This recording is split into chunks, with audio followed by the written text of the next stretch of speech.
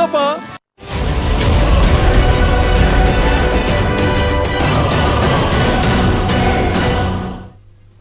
ನಮಸ್ಕಾರ, ನಾನು ಚೈತ್ರ ರಾಜ್. ಕೊರೋನಾ ಸೇನಾನಿಗಳಿಗೆ ಆತ್ಮಸ್ಥೈರ್ಯ ತುಂಬಿದ ಬಿಎಸ್ವೈ, ವೈದ್ಯರೊಂದಿಗೆ ಸಿಎಂ ಹೃದಯ ಸ್ಪರ್ಶಿ ಸಂವಾದ, ಒಂದಷ್ಟು ಸಲಹೆ ಜೊತೆ ಸಂಕಷ್ಟ ಆಲಿಸಿದ ಯಡಿಯೂರಪ್ಪ. ವೈದ್ಯರಿಗೆ ಬಿಎಸ್ವೈ ಆತ್ಮಸ್ಥೈರ್ಯ.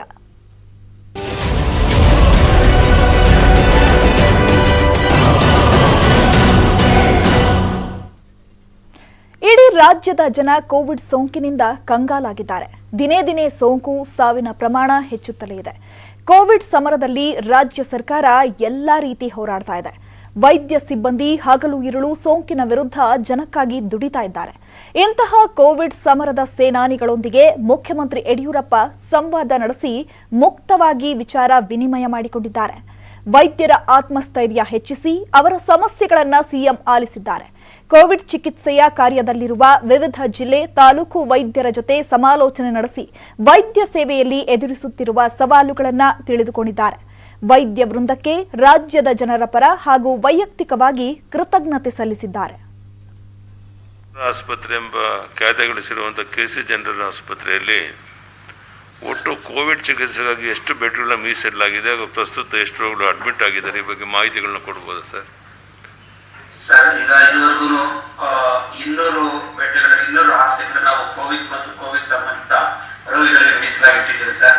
ಅದರಲ್ಲಿ 51 ಐಸಿಯು ಬೆಡ್ಸ್ ಇದೆ ಸರ್, 85 HDU ಬೆಡ್ಸ್ ಇದೆ ಸರ್, ಮತ್ತು 60 ಸ್ಯಾರಿ ರಿಲೇಟೆಡ್ ಐಸಿಯು ಮತ್ತು HDU ಬೆಡ್ಸ್ ಸರ್. ಒಟ್ಟು 200 ಬೆಡ್ಸ್ ಸರ್, ಮತ್ತೆ 200 ಬೆಡ್ಸ್ ಫುಲ್ ಇದೆ ಸರ್.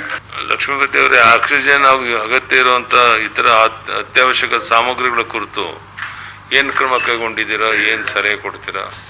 ಸರ್, ನಮ್ಮಲ್ಲಿ ಆಕ್ಸಿಜನ್ ಇದೆ ಸರ್. 8000 ಲೀಟರ್ ಕೆಪಾಸಿಟಿ ಇರ್ತಕ್ಕಂಥ ಲಿಕ್ವಿಡ್ ಆಕ್ಸಿಜನ್ ಪ್ಲಾಂಟ್ ಇದೆ ಸರ್. ಅಲ್ಲಿ ಪ್ರತಿದಿನ ನಮ್ಮ ಆಸ್ಪತ್ರೆಯ ಒಂದು ಬಳಕೆ 5 ರಿಂದ 6000 ಲೀಟರ್ ಆಗುತ್ತೆ ಸರ್.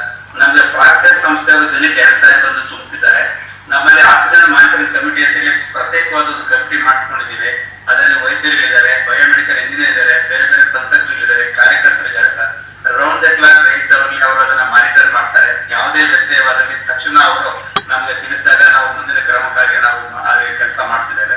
ಮತ್ತೆ ನಾವು ಎಲ್ಲಾ ವಾರ್ಡ್ಗಳ ಜೊತೆ ನಿರಂತರ ಸಂಪರ್ಕ ಇಟ್ಕೊಂಡು ಅನಗತ್ಯವಾಗಿ ಆಕ್ಸಿಜನ್ ಪೂರ್ಣವಾಗಿ ವ್ಯವಸ್ಥೆ ಮಾಡ್ತಕ್ಕಂಥ ಒಂದು ವಿಧಾನವನ್ನು ನಾವು ಮಾಡ್ತಾ ಇದ್ದೇವೆ ಸರ್.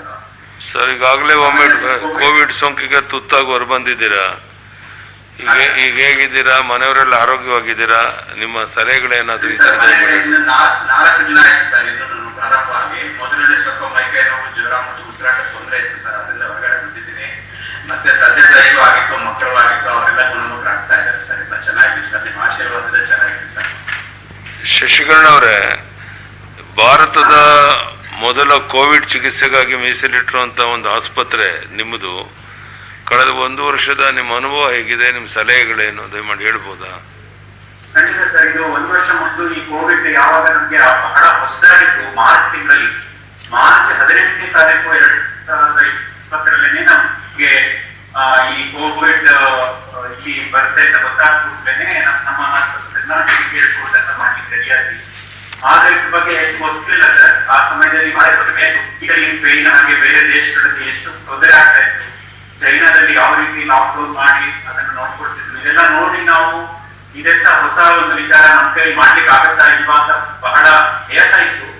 ಆದ್ರೆ ಅಷ್ಟೇ ಛಲದಿಂದ ಸಹ ನಾವು ನಮ್ಮ ಇಡೀ ತಂಡ ಕಾರ್ಯನಿರ್ವಹಿಸಿ ಅದ್ರ ಬಗ್ಗೆ ಎಷ್ಟು ನಮ್ಗೆ ಗೊತ್ತಿತ್ತು ಅದನ್ನ ಕಲಿತು ಬೇರೆಯವ್ರಿಗೂ ಹೇಳಿಕೊಟ್ಟು ಧೈರ್ಯದಲ್ಲಿ ನಮ್ಮ ಈ ತಂಡ ವೈದ್ಯರುಗಳು ಹಾಗೂ ನರ್ಸ್ಗಳು ಹಾಗೂ ಆರೋಗ್ಯ ನೌಕರರು, ಟೆಕ್ನಿಷಿಯನ್ಸ್ ಎಲ್ಲರೂ ಒಂದು ಸಿಂಗಲ್ ತಂಡವಾಗಿ ನಾವು ಮಾಡಿದ್ದೀವಿ. ಅದಕ್ಕೆ ನಮ್ಗೆ ಬಹಳ ಸಪೋರ್ಟ್ ಇತ್ತು ಸರ್ ಎಲ್ಲರಿಂದಲೂ. ನಮ್ಮ ಮಣಿಪಾಲ್ ಯೂನಿವರ್ಸಿಟಿ ಇರಬಹುದು, ಹಾಗೂ ಡಿಸ್ಟ್ರಿಕ್ಟ್ ಅಡ್ಮಿನಿಸ್ಟ್ರೇಷನ್ ಹಾಗೂ DC ಅವರಿಂದ ಇರಬಹುದು, ಹಾಗೂ ಇಡೀ ಡಿಸ್ಟ್ರಿಕ್ಟ್ ನ ಹೆಲ್ತ್ ಡಿಪಾರ್ಟ್ಮೆಂಟ್ ಇಂದ ಸಹ ನಮ್ಗೆ ಬಹಳ ಸಪೋರ್ಟ್ ಇತ್ತು. ಅಷ್ಟೆಲ್ಲ ಇದ್ದದ್ರಿಂದ ಮತ್ತೆ ನಮ್ಮ ಕೊಲೀಗ್ಸ್ ಎಲ್ಲರದ್ದು ಒಂದು ಸಹಕಾರ ಇರೋದ್ರಿಂದ ನಾವು ಕಳೆದ 1 ವರ್ಷದಲ್ಲಿ ಹಲವಾರು ಏರುಪೇರುಗಳನ್ನು ನೋಡಿದ್ದೀವಿ.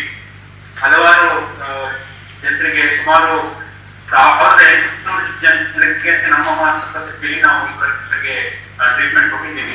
ಈ ಕರ್ತವ್ಯ ನಿರ್ವಹಿಸ್ತಾ ಇರುವಂತ ಅಗತ್ಯ ಇರುವಂತ PPE ಕಿಟ್ಟು, ಮಾಸ್ಕ್ ಮತ್ತಿತರ ಸುರಕ್ಷಾ ಪರಿಕರಗಳು ಸಮರ್ಪಕವಾಗಿ ದೊರೀತಾ ಇದೆಯಾ? ಅದು ಮಾಡ್ತಾ ಇದ್ದೀರಾ, ಗಮನ ಕೊಡ್ತಾ ಇದ್ದೀರಾ?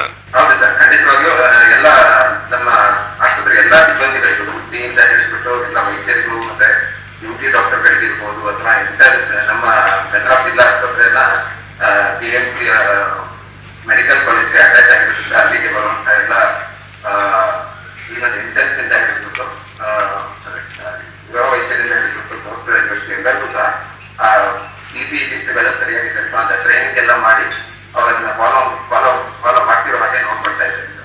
ಬಹಳ ಮುಖ್ಯವಾಗಿ ನಿಮ್ಮ ಆಸ್ಪತ್ರೆಯಲ್ಲಿ ಎಷ್ಟು ಪ್ರಕರಣಗಳ ಚಿಕಿತ್ಸೆ ನೀಡಲಾಗ್ತಾ ಇದೆ? ಗಂಭೀರ ಸ್ಥಿತಿಯಲ್ಲಿರುವಂಥ ರೋಗಿಗಳ ಸಂಖ್ಯೆ ಎಷ್ಟು? ಮೃತರ ಪ್ರಮಾಣ ಎಷ್ಟು?